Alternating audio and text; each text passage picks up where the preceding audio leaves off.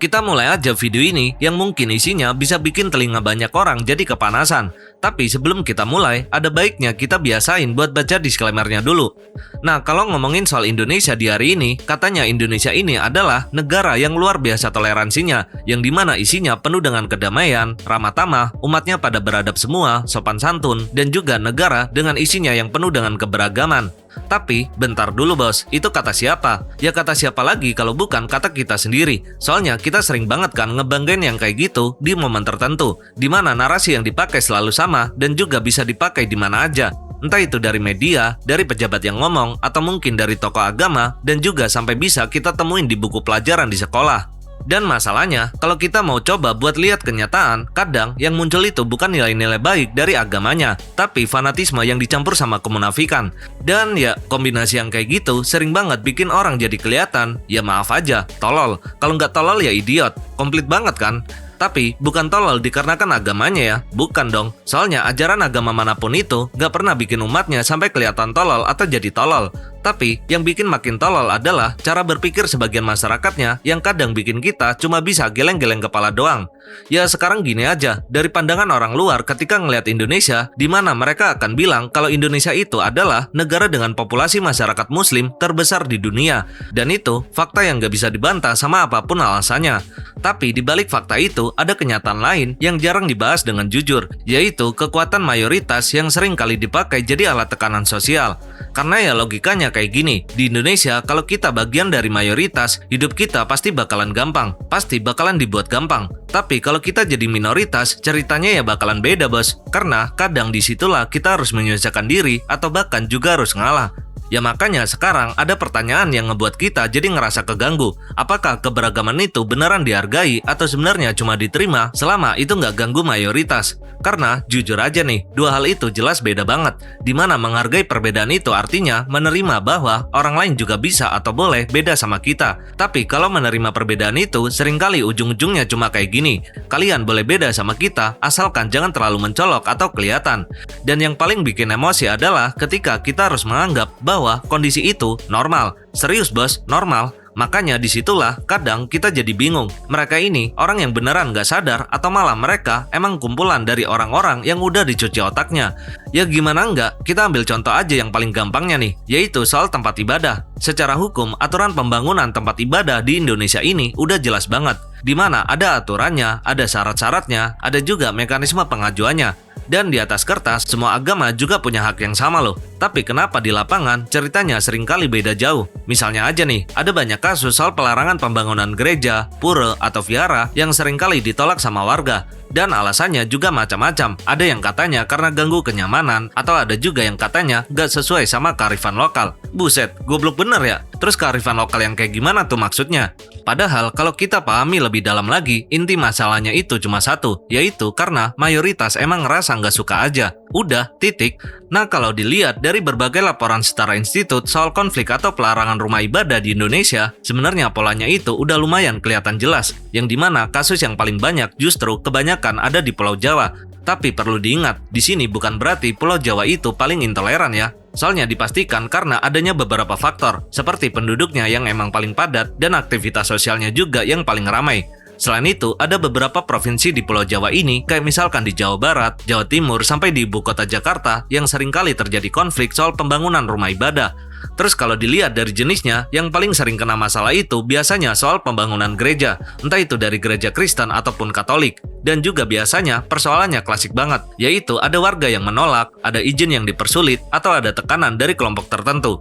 Sementara itu, coba deh kita lihat, di mana di pulau itu masalah pembangunan masjid sama sekali gak ada dramanya. Justru prosesnya malah mulus kayak jalan tol. Tapi sekali lagi di sini kita jangan salah paham dulu bos. Emang bener sih, yang namanya masjid itu emang boleh kok dibangun. Karena kan itu juga bagian dari hak buat umat muslim untuk tempat ibadah mereka. Nah tapi yang bikin makin aneh itu adalah di standar gandanya. Emang yang kayak gimana sih? Ya yang kayak gini bos, dimana kok bisa ada satu kelompok tertentu yang kalau mau bangun tempat ibadah, mereka harus ngelewatin syarat yang ribet, urus dokumen sana-sini, atau sampai harus izin buat ngumpulin tanda tangan sama masyarakat setempat. Tapi giliran kelompok dia sendiri, kalau soal masalah pembangunan tempat ibadah, malah adem ayem. Ya bisa dibilang itu tadilah, mulus tanpa hambatan. Makanya dari masalah ini cuma ada dua kemungkinan. Yang pertama, entah mereka itu beneran nggak tahu apa arti keberagaman, atau mereka cuma pura-pura nggak tahu, atau justru ada yang sengaja mencuci otak mereka biar gampang buat diprovokasi.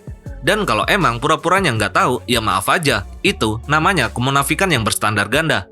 Tapi maaf aja bos, masalahnya nggak cuma di situ aja. Karena sekarang coba deh kita lihat di banyak kota, dimanapun tempatnya, kita pasti sering nemuin simbol agama dari mayoritas yang ada di mana-mana. Mulai dari spanduk, pengeras suara, sampai kegiatan besar kayak misalkan orasi bela Palestina di Monas atau kajian soal agama di tempat terbuka.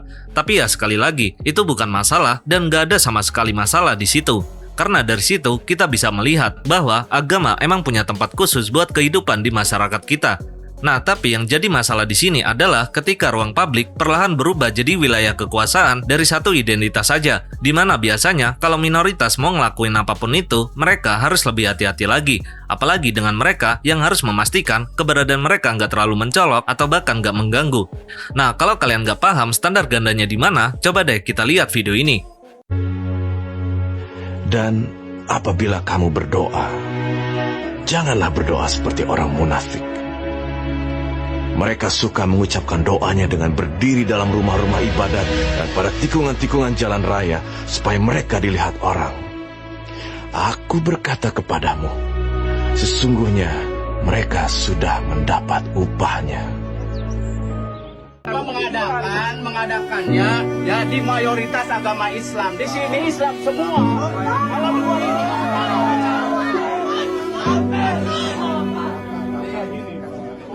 kasihlah kita ini apa bang? Kita kan masa kita nggak bisa berdoa? Kita nggak bisa berdoa. kenapa nggak bapak dipulangnya betul jelas apa? Meanwhile, Okay, let's go.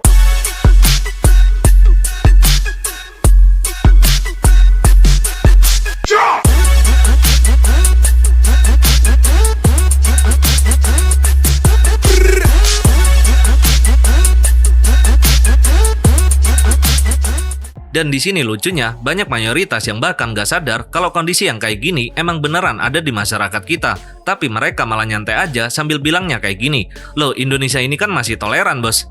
Dan setiap kali kata itu keluar, kita ngerasa kok ngomongnya kayak gak punya malu gitu ya. Tapi sekali lagi, bukan karena omongannya yang salah ya. Ya emang benar sih, kalau Indonesia ini emang punya banyak contoh toleransi di sini.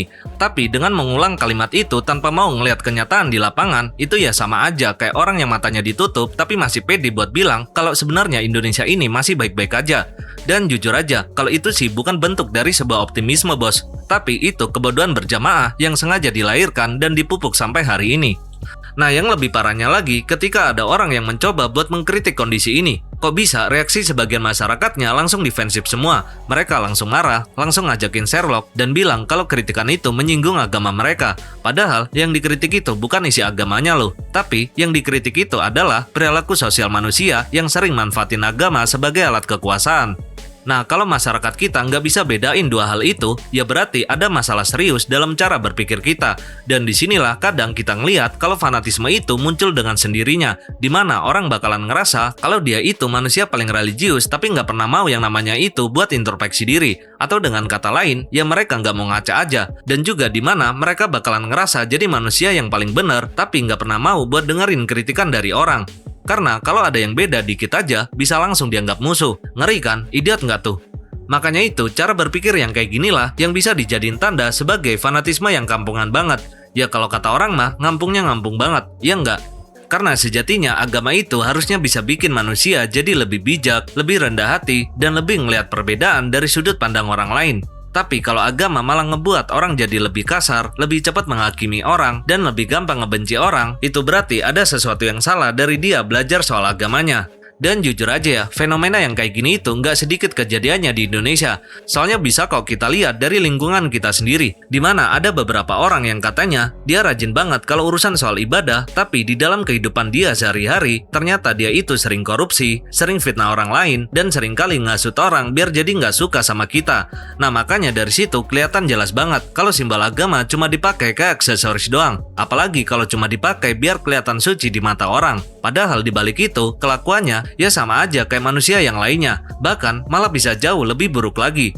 Jadinya ini yang bikin alasan banyak orang buat nggak yakin sama negaranya sendiri. Sebenarnya Indonesia ini emang beneran negara religius atau itu cuma slogan murahan aja?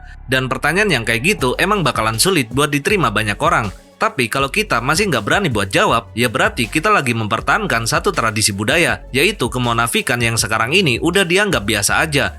Dan untuk bangsa yang keseringan hidup di dalam kemunafikan, biasanya punya satu ciri khas tertentu, yaitu mereka bakalan pinter banget kalau ngomongin soal kata-kata surga, tapi mereka bakalan males banget kalau disuruh buat berkaca atau introspeksi diri. Makanya jangan heran kalau fanatisme ini bakalan terus tumbuh subur. Soalnya fanatisme itu bakalan selalu tumbuh di tempat yang sama, tempat di mana masyarakatnya yang males banget buat berpikir dan ngerasa paling benar sejagat raya ini. Dan kalau masyarakat kita udah sampai di titik itu, ya berarti cuma ada dua pilihan. Yang pertama, kita mau berubah buat berpikir lebih baik lagi, atau memilih buat hidup sebagai kerumunan orang-orang idiot yang emosionalnya gampang banget buat digiring. Ibaratnya kayak kumpulan orang-orang bodoh yang malah bangga sama kebodohannya sendiri. Dan sekali lagi, itu aneh banget sih. Kok bisa ada orang yang malah bangga sama kebodohannya sendiri? Apalagi kalau dipamerin rame-rame. Jadi intinya kalau nggak mau terus-terusan dibilang goblok, ya berarti jangan jadi masa yang cuma emosionalnya aja yang digede-gedein, tapi juga harus dibarengi sama pola pikir yang tentunya juga waras.